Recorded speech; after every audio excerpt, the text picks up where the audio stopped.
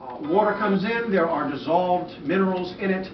It comes and it sits. The only place for the water, the only place for the water to go is to evaporate. When the water evaporates, the hydrogen and oxygen evaporate, the sediments don't. And so over thousands of years, it just becomes more and more and more and more salty.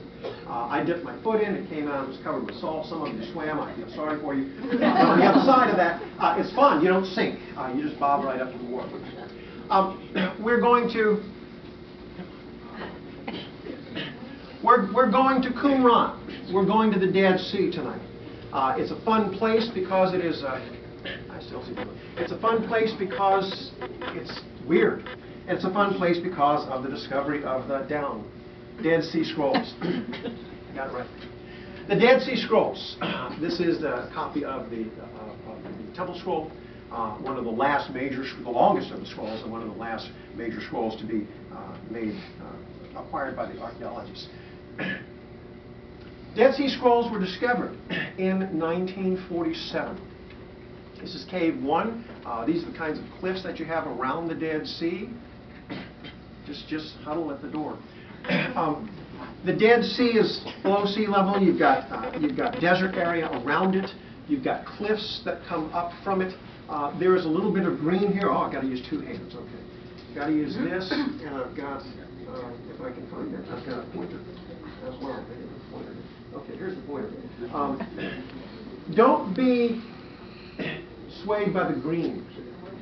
This is, and there's green in a number of these pictures. This is an exceedingly dry area. It receives very little rainfall during the year. I've been there when it rained. And a rainstorm and this at Qumran is there's a drop over here.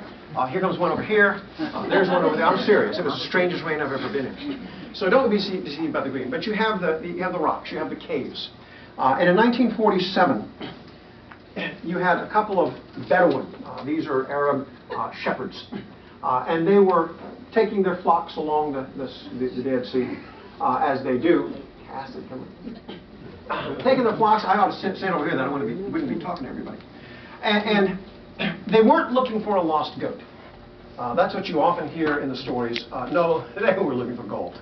They knew that these caves were used by people in ancient times to hide things. They knew that smugglers would use the caves. We're here in 1947. It's chaos after World War II. We're going to start a nation in Israel, but you got Jordan and you got all this kind of stuff. And so they knew that smugglers would bring things in and they would hide them in the caves until they could get them later. They were looking for gold.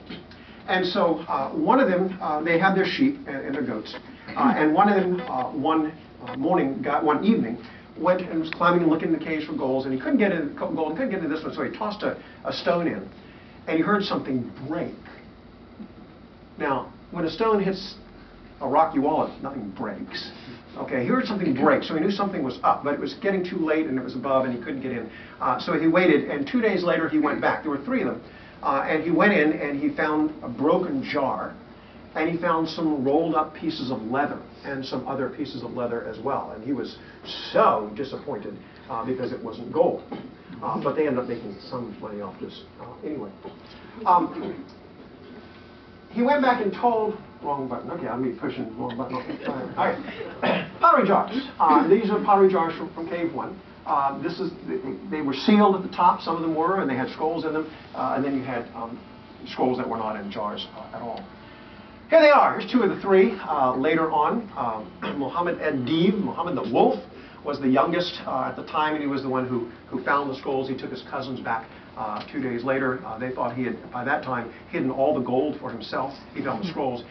They thought he had hidden all the gold for himself. They beat him up. But they turned out, I guess, as cousins. They made up after a while.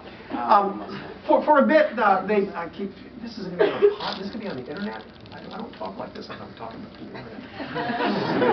Okay, forget about beating them up.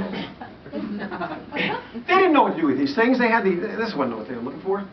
This was leather.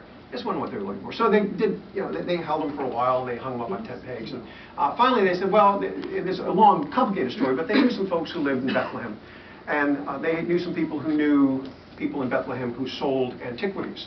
Antiquities means stolen things. It's going on the internet.